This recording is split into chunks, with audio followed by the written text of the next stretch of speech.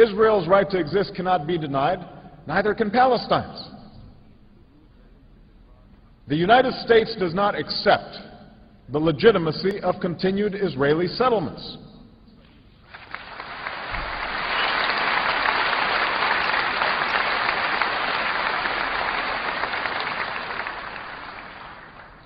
This construction violates previous agreements and undermines efforts to achieve peace. It is time for these settlements to stop.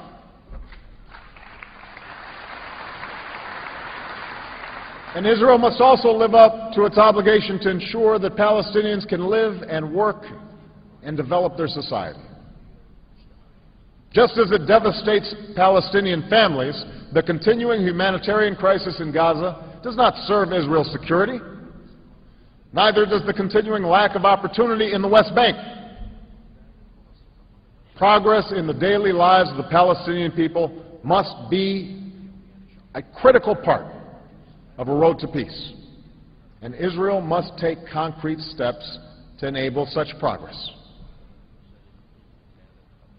And finally, the Arab states must recognize that the Arab Peace Initiative was an important beginning, but not the end of their responsibilities.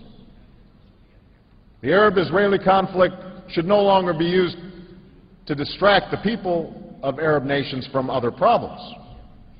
Instead, it must be a cause for action to help the Palestinian people develop the institutions that will sustain their state, to recognize Israel's legitimacy, and to choose progress over a self-defeating focus on the past.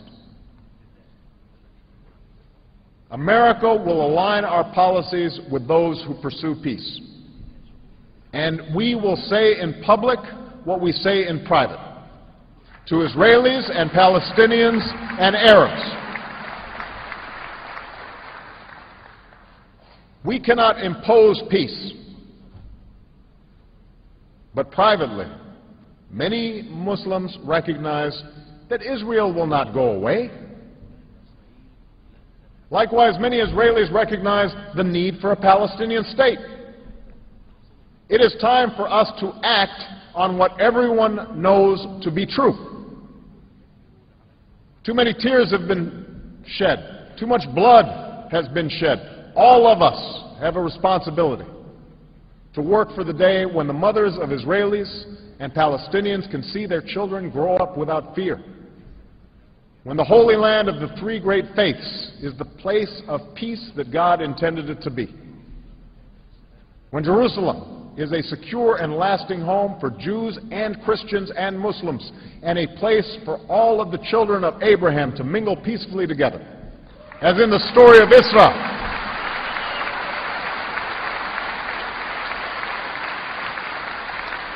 As in the story of Israel, when Moses, Jesus, and Muhammad, peace be upon them, joined in prayer.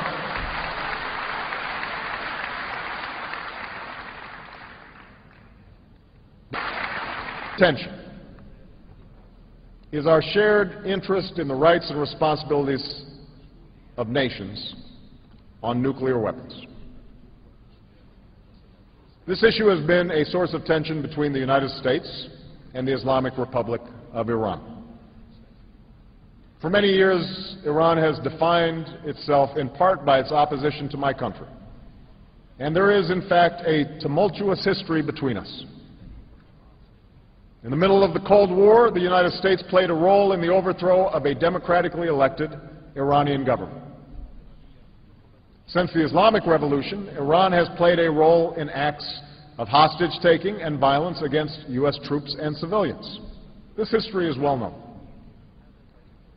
Rather than remain trapped in the past, I've made it clear to Iran's leaders and people that my country is prepared to move forward.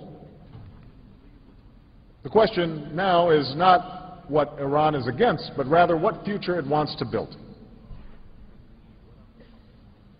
I recognize it will be hard to overcome decades of mistrust, but we will proceed with courage, rectitude, and resolve.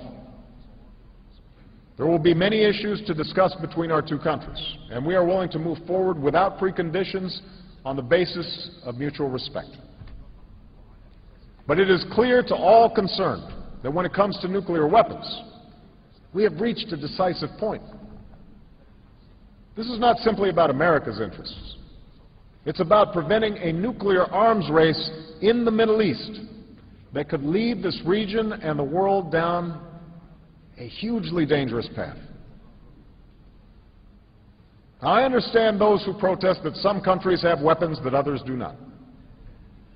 No single nation should pick and choose which nation holds nuclear weapons. And that's why I strongly reaffirmed America's commitment to seek a world in which no nations hold nuclear weapons.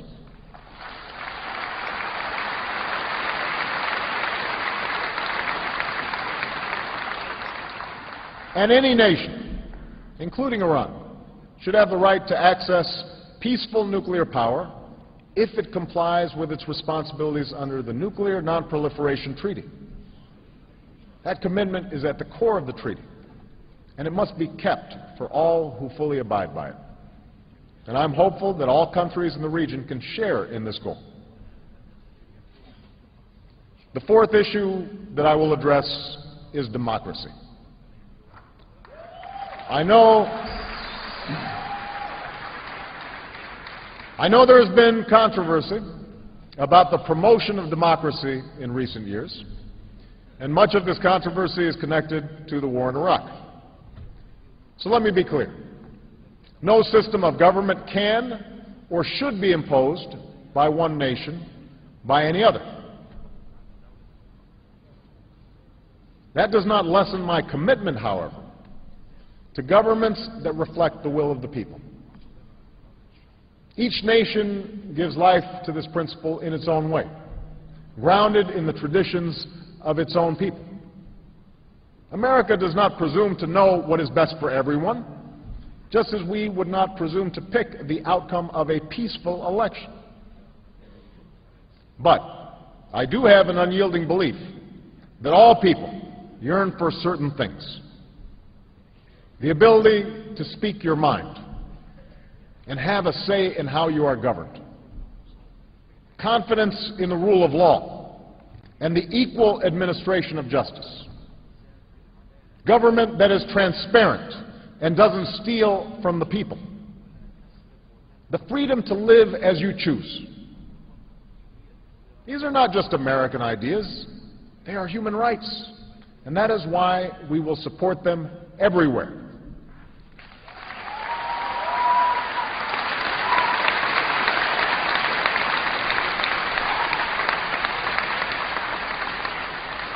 Now, there is no straight line to realize this promise, but this much is clear.